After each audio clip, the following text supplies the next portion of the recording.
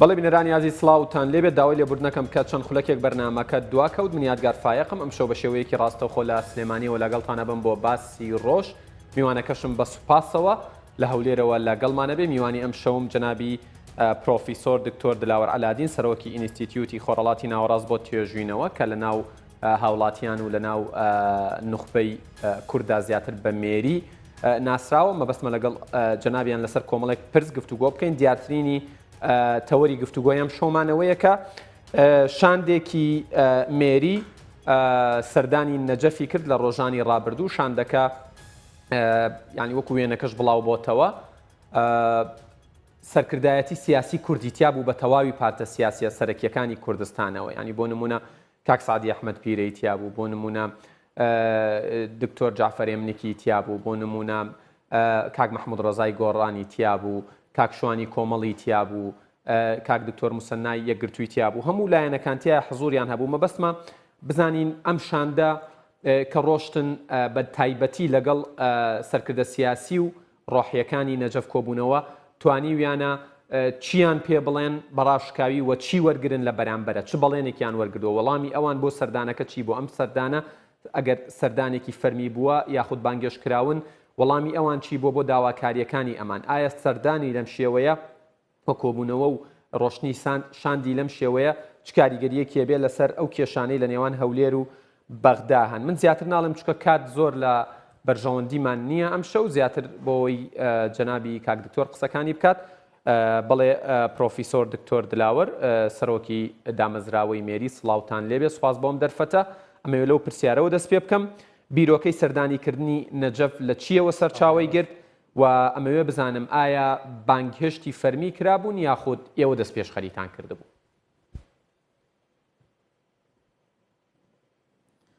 قوربانەوە دەست پێشخەری مێری بوو ئەمە لە ناکاو نەبوو تەواوکەری زنجیرەیەک دیمانە و لقاعات بوو جەلساتی بڵین دیبیت و حیواری بوو لەو ماوەی 4-5 مانگەی ئەخیری لێکدابڕانێک هەبوو لە ناوەوەی هەرێم لێکدابڕان هەبوو لە ئاستی عێراق پێویستی بەوە بووکەوە هەندێک پردی پەیوەندی دروستکەینەوە هەندێک شەختە هەبوو بشکێ بەوە دەستمان پێکرد جارێ لە ناوەوەی هەرێم حزبەکانی هەرێم سەرەکیەکان حزبە جیاوازەکان لە مێری کۆکرانەوە پێشی سەری ساڵ بوو بۆی باسی چۆنەتی کۆنتڕۆلکردنی وەزع بکەین و چۆن ئەو وەزع ئاسایی بکرێتەوە وەزعی ناو کوردستان لە ئاستی حکومڕانی و لە ئاستی پەیوەندیەکانی لەگەر بەغداوانە چۆن دراسە بکرێت چۆن چاک بکرێتەوە کار لە دەست نەچێ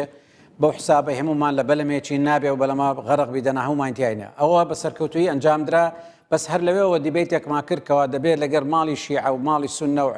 باقی شەریحەی سیاسی عێراقی پردی نوێ دروستکەینەوە چونکە کەنارگیربوونمان عەزلبوونمان لە ساڵحی کەسدا نییە ئەو وەختە بە چاک زاندرا کە چاوەڕێی دەرفەت بکەین ژیان و بارودۆخ ئاسایی بێتەوە ئەوە بوو مانجی دوو کە گەیشتی ناو ئاستەی کە بە چاکمان زانی لەگەر شەریکێک لە مەرکەزی ڕافدەین لە نەجەف اتفاقمان کرد کەوە نخبەیەکی باشی سیاسەتمەدارانی هەرێم و هی شیعە و هی بەغدا و نەجەف کۆ بکەینەوە لە ماوەی 24 سەعاتدا 3-4 جەلسە بکەین سەردان هەندێک مەرجعیات بکەین حیواری ڕاستەوخۆ ئاڵوگۆری بیرۆڕا و دید و ڕوانگە بکەین بە سەراحەت هەرچی لە سنگە بەتاڵیکەین دوای ئەوە ئەو شەختەشکاندنە و جسر دروستکردنەوەیە باس لە مستەقبل بکەین کە چۆن ئەو کێشانی کە لە نێواندا حەل ببێ جا بۆیە چادرەکە چادری مێری بوو لەگەر شەریکەکەمان مەرکەز ڕافدەین بەڵام سناعی قرار بڵین دارەژغرانی سیاست و بڕاردەران لەگەڵ نەبوانایەتەوە ئەوش نەدەکرا چونکە بەڕاستی لە ئەخیریدا ئێمە جەو دەرەخسێنین بۆ ئەوەی کە بڕاردەران وەزعەکە باشکەنەوە بڕاردەران اتفاقات بکەن ئەوەی لەسەربانە کەشێکی حیادی و ئەکادیمیە باشە کەواتە دکتۆر دلاوەر ڕۆشتنی ئەم شاندا وەکو خۆت ئاماژەت پێدا لەسەر ئاستی باڵا کەسایەتیە سیاسیەکانی هەرێمی کوردستان و پارتە سیاسیەکانی تیا بوو توانی وەکو خۆت وتت ئەو شەختەیە یاخود وەکو کاک سعدی ئەحمەد پیرە لە لێدوانێکە ئاماژەی پێداوە ئەو بەستەڵەکە بتوێنێتەوە کە لە نێوان هەولێر و بەغدا دروست بوون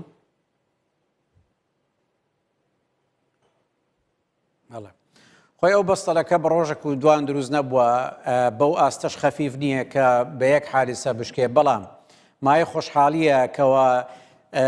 کرانەوەی یەکجار گەورەمان بە چای خۆمان دیت لەو دقی کە چوینە ڕۆیشتین و لەو دقی کە نەجەفمان بەجێر فەرقی یەکجار گەورە هەبوو لە نێوان تێگەیشتنی ئێمە و ئەوان خۆیان لایەن مفاجئە بوو کە بیرکردنەوەی کوردی بیرکردنەوەی سەلیمە بەڵام بە ڕاشکاوی چۆن ئێمە ڕخنەمان هەبوو ئەوانیش ڕخنەی بەرامبەریان هەبوو وچە نەزەرەکان جیاواز بوون زۆر بە سەراحەت قسە دەکرا بەڵام بە قسەی خۆشیان بە قسەی مەرجەعیەکانیش گوتیان دەبایە دەمێک بوو بێن دەبایە لە مێژ بوو سەردان یەکترمان کردبایە ڕێگە نەدەینکەوە ئەو گلەیانە هەیە یان ئەو نوع لێکتۆران و بڵین بربەستی نەفسی دروست بووە گەورە ببێ وا ببتە سەبەبێک کە ڕنگ داتەوە لەسەر ژیانی هاوڵاتیان ژیانی خەڵکو و وەزعی سیاسی عێراق وا بشلەقەیە کە ئایندەکەمان لە خەتەر بێت جا بۆیە باوەشێکیان گرتەوە بڕین بە سیگفرەوانیەوە استقبالێکی باشیان کردین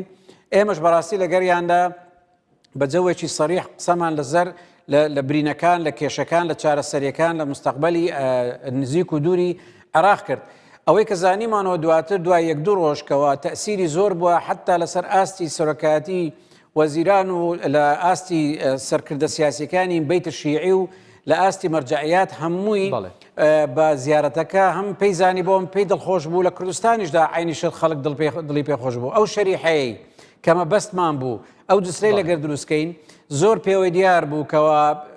پێشوازی لێ کرد و بە دەرفەتی زانی کە ڕێی خۆشیان و ڕێی ئێمە ئاڵوگۆڕی بکرێن کەواتە دکتۆر دلاوەر وەکو لە تویتێکدا جەنابەت ئاماژەت پێداوە ئەڵەی شاندی مێری بۆ نەجەف نمونەی یەکڕیزی و تەبایی سیاسەتمەدارانی هەرێم بوو ئەم یەکڕیزی و تەباییە کە بۆ نمونە ئێوە ڕۆشتون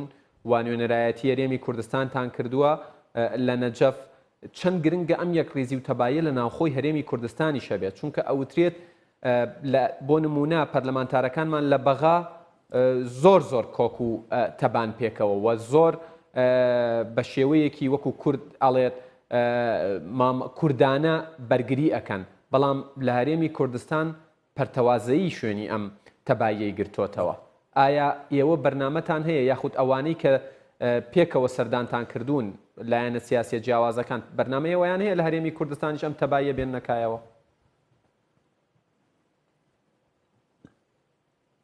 خۆی کە یەکێک سەیری وەزعی داوای هەرێم دەکا و سەیری ئەعلام و سەیری بڵین تۆڕە کۆمەڵاتیەکان دەکا زیاتر لایەنە نێگەتیڤ و پەرتەوازیەکان زەقا پێوەی دەبینێ بەڵام ئاگەی لەوە نییە کە لە دەرەوەی هەرێم خەڵک بەڕاستی بە هەموو تیافەکانەوە نوێنەرایەتی قەزی کوردی دەکەن نێوەنەرایەتی هەرێم دەکەن بۆیە ئەوەی کە ئێمە چاومان پێکەوت لە نەجەف ئەو تەبایی و یەکڕێزیە معناوە نیە هەموو وەچیە قسەیان کرد هەمووش وەکو یەک بیریان کردەوە بەڵام کۆک بوون لەسەر مەسلحەتە نیشتیمانیەکان بۆیە دەتوانین بڵێ ئەوەی مە لە نەجەف دیتمان هەمان شت لە بەغدا بەدی دەکرێت لە نێوان پەرلەمانتارەکان کە ئەوەی کۆیان دەکاتەوە قەزیە گەورە نیشتیمانیەکەیە کە خەتی سوورەکانە زۆر بە زەقی دەیبینن کە خیتابی کوردی دەگەێنن هەر یەکەی نوێنەرێکە لە نەجەف لە مەودای دوو ڕۆژدا لە مەودای ئەو هەموو دیبەیت و قسانەی کە کرای بە یەک لەحزە شعورت بۆ نەدەکرد کە جیاوازیەکان بەو دەرەجەیە کە خەڵک لێرە بەو قوڵای دەیبینی لە ناو هەرێمیشدا مەفروزە ئێمە لە ئاستی حکم و حکمڕانیدا بەڕاستی خەتە سوورەکان دیاری بکەین تەبابین لەسەر ئەوەی کە مؤسساتی وڵاتمان و سیادەی قانونمان بپارێزین بەڵام لە انتخابات و شەڕی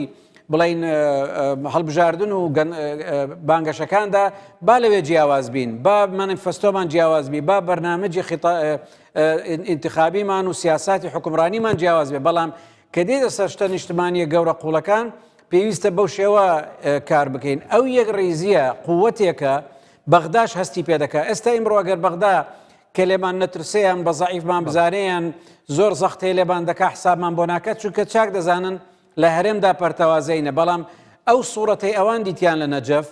با ئەکیدی نەزڕیان دەگۆڕێ لەوەی لە دوای انتخابات دەکرێت ئەو یەک تەباییەی کوردی وا بەردەوام بێ دیسان ببینەوە مەلیک دروستکەر لە بەغدا ئێمڕۆکە لە بەغدا زۆر بەجددی وەرناگرین وا تەسەوڕ دەکەن پەرتەوازەیەکە توانای کۆکردنەوەی نییە جا بۆیە دەکرێت بم بەخشە فەرموو ببوورە هەست ناکەن ئەو یەکڕیزیە بۆ نمونونەکە لە دامەزراوەی مێری دوور لە چاوی کامێراکان هەموو پێکەوە کۆ بنەوە ئەم جارە لە لەسەر داوای مێری و لەسەر دەستپێشخەری مێری بەرەو نەجەف بەڕێکەوتون ئەمە پێکەوەبوونێکی دروستکرا و ئستناعیە لە نێوان یەکێتی و پارتی و کۆمەڵ و یەکگرتو و بڵین بزوتنەوەی گۆڕان لەسەر ئاستی واقع ئێمە و لە ئەرزی واقع هیچ ئەنجامێکی نابینین بەڵام ئەڕۆن بەم لاو بەولایە دانیشن یەکترە بینن بەڵام نەگوێزراوەتەوە بۆ ئەوەی ژیانی هاوڵاتیانی هەرێمی کوردستانی پێ باشتر بکەن.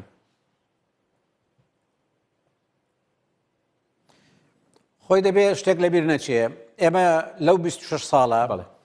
میکانیزمی تەبایی میکانیزمی حیوار لە بینمان بە مؤسساتی نەکراوە. ئەگەر مؤسسەیەکی وەکومێری دەستپێشکەریی وانەکە چادرێکی بێلایەن و ئەکادمی دروست نەکە بۆی هەموو حزبەکان بێن بە ئیتمێنانەوە قسە لەگەرێک نەکە سیر دەکەی کە لێی بگەڕین بۆ خۆیان دروستیان ناکەن لە حاڵەتێکدا لە زۆر حاڵەتدا دەیکەن زۆر جار بەیەکەوە دادەنیشن بەڵام لەوێدا یان ناسە ناو قوڵایی مەوازیعەکانەوە سنگ بەتاڵکەن یان عیلاجی لێ دروست نابێ نەخشەرەگا لێ دروست نابێ جا بۆیە دەکرێ بڵین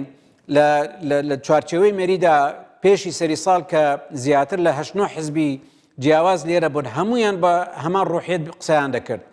لەو وەختەوە هەتا چوین بۆ نەجەف لەو بینە حزبەکان بە یەکەوە دانەنیشتن لەبەرچی چونکە حیوار لە ناو ئێمە بە مؤسساتی نەکراوە نەبووتە میکانیزمێکی ئەتیادی ڕەنگە لە کاتی قەیران یەکتر دەبینین یان کە ئیشمان بە یەکترە یان مەسەلەیەک کۆمان دەکاتەوە باقی دی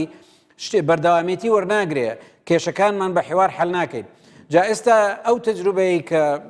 جەنابەت باسی دەکەی ئەمە دەستکرد نییە معنای سروشتی ئێمە ئەوەیە سیاسیەکانمان بە ئەوەندە خەبیرن بە ئەوەندە خاوەن حکمت و خاوەن خیبرانە دەزانن دەبێ یەک ڕیز بن بەڵام ئەوەش بزانە حاجزی نەفسی سیاسی زۆرشتی تر لە بینیان هەیە کە مبادرات ناکەن نەک زوعف بنوێنن یان لێک زویرن یان پشتڕەقی لە بینیان دروست بووە پێویستە سەرکردەکانی هەرێم فێری ئەسلوبی دروستکردنی میکانیزمی مؤسساتی ببن بەوەی کە ئەو نوعە کۆکردنەوەوانە و دیبیتە داخراوە بەیان کراوە بێ ببتە بەشێک لە ژیانیان تەنانەت لە عێراقیش ئەوە نییە شیعەکان خۆشیان لە بینیان نیانە بەغدا و بڵین ماڵی کوردی و ماڵی شیعیان لەگەر سونیش نیانە ئەو جەوەی کە باسی دەکەین دەستکرد نییە تەظاهر نییە ئەمە حەقیقەتە بەڵام مناسەبەکان دروست ناکرێن بەڵێ ئەوترێت ماڵی شیعە خۆی ماڵێکی پەرتەوازەیە مەرجەعەکانی شیعەکانیان پێکۆ ناکرێتەوە و ناتوانن ئاشتیانکەنەوە ئێستا چۆن ئێمە چاوەڕێ بین کە مەرجەعەکانی شیعە نێوانی هەرێم و بەغدا چاک بکەنەوە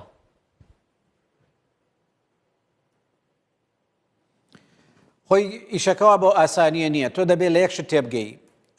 میکانیزمی دروستکردنی بڕیار لە بەغدا ئالۆزە دەبێت تی بگەین و تەسیری لە بکەین میکانیزمی دروستکردنی بڕیار لە ماڵی کوردیش ئالۆزە هەموو کەستەی ناگا ئەوجا لە ماڵی شیعەش ئیشەکە بەوە ناوەستی بچێت لای یەک مەرجع وابزانی قەراری عراقی و سیاسی بەدەستە ئیشەکە بەوەش نییە کە بچێت لای سەرۆک وەزیران بەڕێز عەبادی وابزانی قەراری بەغدا و قەراری مؤسساتی حکمڕانی لەدەستە نەخێر تۆ دەبی خوردی کەیەوە پارچەکانی هەر یەکەی ڕۆڵێک دەبینی لەگەر هەر یەکەشیان جسرێک دروستکەی تەسیرێک بکەی بۆی ئەمان ناتوانین بڵین دەچینە لای مەرجعێک و تازە بڕیاری عراقی دەگۆڕین نە پرۆسەی بڕیاردان پرۆسەی دروستکردنی نەخشەرێگای یان قەراردان یان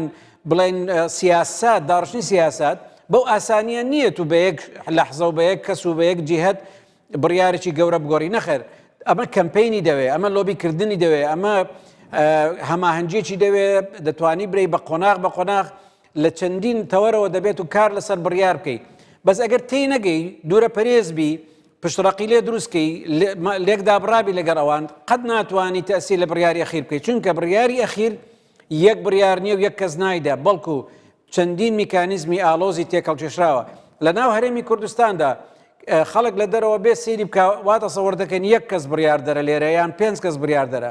تێناگەن کە پرۆسەی بڕیاردان لێرە زۆر لەو معقەترە کە توانی بڕیارێکی مەسیری سەرتاسەری بدەیت بۆیش ئێمە بەڵێ ئەو کارەی کردمان تەسیرە لە بڕیار بەس نەک گۆڕینی بڕیاری ئەخیرە چونکەەوە کەمپینێکی گەورەتری دەوێت بەڵێ دکتۆر وەکو جەنابیشت لە قسەکانتە لە سەرەتایە ئاماژەت بەوەدا کە ڕۆشتن و کە گەڕانەوە زۆر جیاوازی لە بیرکردنەوە و لە تێگەیشتن و لێک تێگەیشتن ڕوویدا دیارە ئەم دەستپێشخەریەی مێری دوور نەبووە لە ڕەخنە یەکێک لەو ڕخنانەی لە تۆڕەت کۆمەڵایەتیەکان لێ گیراوە ئەڵێن ئەم سەردانی ئەم شاندە بۆ بچووکردنەوەی هەرێمی کوردستان بووە و تەنانەت دەستەواژەی تەنازولیشیان بەکارهێناوە. ئاماژە بەوادەن حکوومەتی عێراقی بەردەوامە لەسەر سزادانی ئێمە کەچی ئێمە دیسانەوە ئەچینەوە بۆ لایەن تەنانەت یەکێک لەو ڕەخنانەی گیراوە لە عەقڵیەتی عەرەبی شۆڤێنی لە نێوان کەوانەیە کە ئەڵێن کە ئێوە گەیشتونەتە فڕۆکەخانە وەکو پێویست لە ڕووی پرۆتۆکۆڵیەوە تەنانەت پێشوازیشیان لێ نەکردوون. مەبەستم قسەکردنە لەسەر عەقڵیەتەکە ئێمە ئەگەین بە ئەنجام لەگەڵم عەقڵیەتەیە.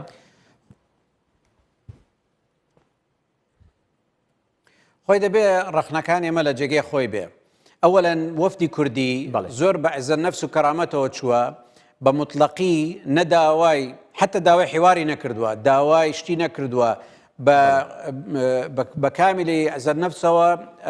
طرحی ئەو شتانەی کردووە کە لە ڕواگەی خۆیەوە دەبینی دیفاعی لە قەزیە خۆی کردووە، چۆتە ناو ماڵی شیعە و ناو ماڵی قیادەی ڕوحی ئەوێ و شەریحەی سیاسی دیفاعی لە قەزیە خۆی کردووە. بەڵام تو لە بیرە نەچی ئەمە نەک هەر جیرانی نەمە هەتا ئیشمان بە یەک دەبێ ئەو مبادرەیە بکەی بچی بەس ئەو مبادرەیە نە زوعف دەنوێنی نە قووەتێکیش بە زیادەوە وەکو بڵێ خۆت بە زیادەوە بە بەهێز بزانی. شتێک هەیە لەو بەینە بینی ئێمە و بینی ئەوان چەند عەمودێک هەیە چەند حەقیقەتێک هەیە ئێمە بەشێکی دەبینین ئەوان بەشێکی دەبینن. ئەگەر هەر یەکە بترسێ لەوەی زوعف نیشان بدا معنای بە حیاتی حوار دروست نابی مشکلەی گسکەش گەورە دەبی گەورەشت پێی حەل ناکرێ. ئەوانش خۆ ڕەنگە حەز بکەن بەوەی کە علاقەی زۆر هەبی بیانەوێ بێن ڕەنگە ئەوانش لەوە بترسن بڵێن لە انتخابات لەسەرمان دەکەوێت بە زوعف نیشانە درێ. یەکێک لە قسە گەورەکانی مەرجعی گەورە ئایەتوڵا نەجەفی گوتی ئێوە دەبایە دەمێک بیبێن ئەنگۆ بۆ ئەو دەهێڵن ئاو سارد و گەرم بێتەوە دەبایە زوو سەردارمان بکەن بەو پڕی سیگفراوانی پێشوازیان کردووە. تۆ کە دەچی صاحبی قەزیەیەکی دیفاع لە قەزیەت دەکەی ئەمە زوعف نییە تێکگەیشتنە دەستکەوت دێنی بۆ میلەتەکەی خۆت. بەڵام ئەگەر چی لەوێ فعلەن کروزایەوە و داوای ڕەحمەتت کرد ئەلە وەختەدا حەقیەتی قسەت پێ بڵێ. بەڵام منیش گلەی لەو کەسە دەکەم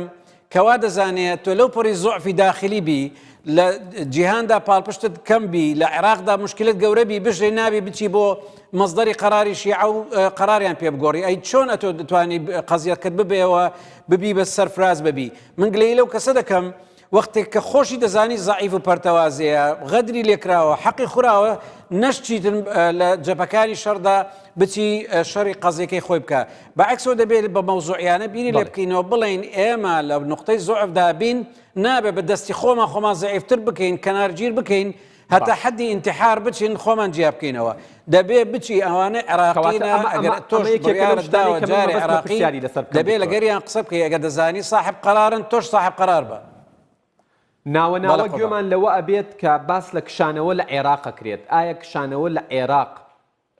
لە ئێستادا ینی ئینتحارێکی سیاسیە بە نسبەت کوردەوە گەر بە کورتی و پوختی وەڵامە بیتەوە چکە یەک دوو پرسیاری گرنگی دیکەشم ماوە.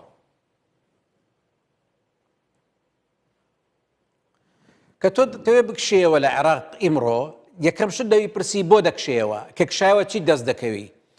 ئەگەر کشایەوە بە چ ئوسلوبێک بکشێەوە ئەگەر کورد یەکدەنگ بی و قسەیان یەک بی بڕیارەشی دەستە جەمعی بدەن ئەو وەختە با باس لەوە بکەن بڵێن با بکشینەوە. بەڵام کە کشایەوە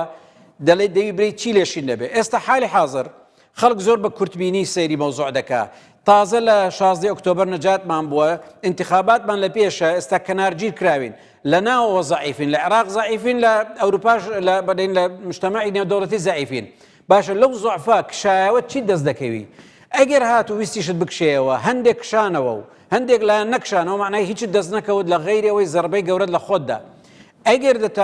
خەڵک باس لە کشانەوە دەکات دەبایە یەکەم لە ئەوجی قووەتدا تو تهدیدی عێراق بکەی کە عێراق بە بیتەوە ئیژی نەڕوا بڕێەوە ئەو وەختە تهدیدی بکەی دەکشەمەوە یان سەبرت هەبی لە دوای انتخابات لەو ساڵەدا ناوماڵت تەرتیب بکە خۆت بە قووەت بکە علاقاتی خارجی بە قووەت بکە لە ناو عێراق پێگەت بەهێز کە ئەو وەختە برێ من دەکشێمەوە بە شەرتێک بە بیت و عێراق بڕێوە نەچێ. ئەمما ئێستا تو بڵێ دەکشێمەوە ئەو وەکو مەسەلێکی ئینگلیزی هەیە دەڵێ گوریسێکم دێ خۆم پێ بخنچێنم ئەو لە جیاتی واتە سەورەکەی زگی پێت دەسووتێ و عەتفی دەبێت نەخێر پێت دەڵێ باشە گوریسەکە چەند درێژ بی باڵا چەندە هەتا بزانم چۆن خۆت دەخنکێنیەوە. ئێمە دەبێت دیراسەتی ئەوە بکەین ئایا چیمان دەست دەکەوێت بە دیلمان چییە و ئالیەتەکان چینە. بەڵێ هاوڕێیان بەرنامەکە نزیکی 6 خولەک دواکەوتی وادارم یەک خولەکی دیکەم بنێ بۆی دوو پرسیارم ماوە بیکەم لە دکتۆر دلاوەر سوپاس دەکەم من یەک خولەکم ماوە و دوو پرسیاریشم هەیە. پرسیاری یەکەم ئەوەیە ئەگەر خۆتەزانی لە دوای 16 ئۆکتۆبرەوە نیوەی خاکی باشووری کوردستانمان لەدەستدا بەردەوام بوون لەسەر پەرتەوازەی نێوماڵی کوردی زیانی دیکەمان بەرناکەوێت گەر زۆر بە کورتی وەڵام بیتەوە چکۆ کەمتر لە خولەک یەکم ماوە. جارە بە کورتی ئێمە هەموو شتێکمان لە دەستدەچوە زۆر ماوە کە دەستمان بکەوێ بەغدا لە زوعفدایە و دەرفەتی گەورە دێو دەچی لە هێزە نێو دەوڵەتیەکان لە جوولەدانە دەرفەتی گەورەمان لە پێشە بەڵام یەکێک دەرفەتی پێدەقۆزرێتەوە ناوماڵی بەقووەت بی ناوماڵمان بەقووەت کەین دەچینەوە ئاستی جاران ناوماڵمان پەرتەوازەبی دەرفەتی تریشمان لە قیزەتی و ئەسەفی تریش دەخۆین. بەڵێ دکتۆر کۆتا پرسیارم دوای سەردانەکەتان دوای ئەوەی ئێوە پەیامەکانی خۆتانتان بەوان گەیان ئەوانیش وەڵامی ئێوەیان دایەوە گەر یەک پەیام بدەی بە سەرکردایەتی سیاسی کوردستان پەیامەکەت چی ئەبێت زۆر بە کورتی؟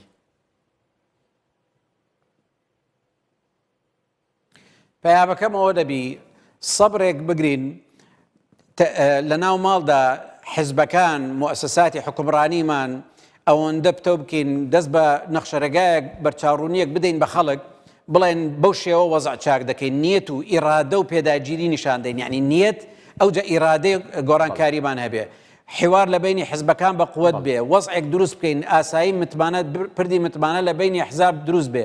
تۆ لە ناو ماڵ بە قووەت بی هەڕەشەی دەرەچی تەسیری لێ ناکە ئەو دەرفەتانەت پێدەقۆزرێتەوە جا بۆیە پەیامی من ئەوە دەبی ئەو ساڵی لە بەردەممانە بەکاری بێنین بۆ پتەوکردنی مؤسساتی حکومڕانی بۆ ئەوەی وڵاتەکەمان سەروەری یاسامان کەشی ئاشتەوایی نێوانمان بەقووەتکەین بەغدا ئەو وەختە حسابی بەقووەتمان بۆ دەکات خۆمان دەبینەوە مەریک دروستکرد مەسیر و سەرفرازی خۆمان لە دەست خۆمان دەبێت پەیامی من سەبرە ئێستا لەژێر عاتفدا هیچ بڕیارێکی گەورەی مەسیری نەدەین چونکە جەوێکی عاتفی انتخابی مزایداتیە سەبریە لێ بگرین. بەڵێ بەڕێز پرۆفیسۆر دکتۆر دلاوەر علادین سەرۆکی ئینستیتیوتی خۆڕەڵاتی ناوەڕاست بۆ توێژینەوە ناسراو بەمێری زۆر سوپاس بۆ زانیاریەکانت سوپاس بۆ دەرفەتەی بەیەمەت بەخشی. بەڵێ بینەرانی ئەزیز باسی ڕۆژ کۆتایی هات تا باسی ڕۆژێکی دیکە ئێوە و کوردستان لە ئەمانەتی خوادا بن کاتی.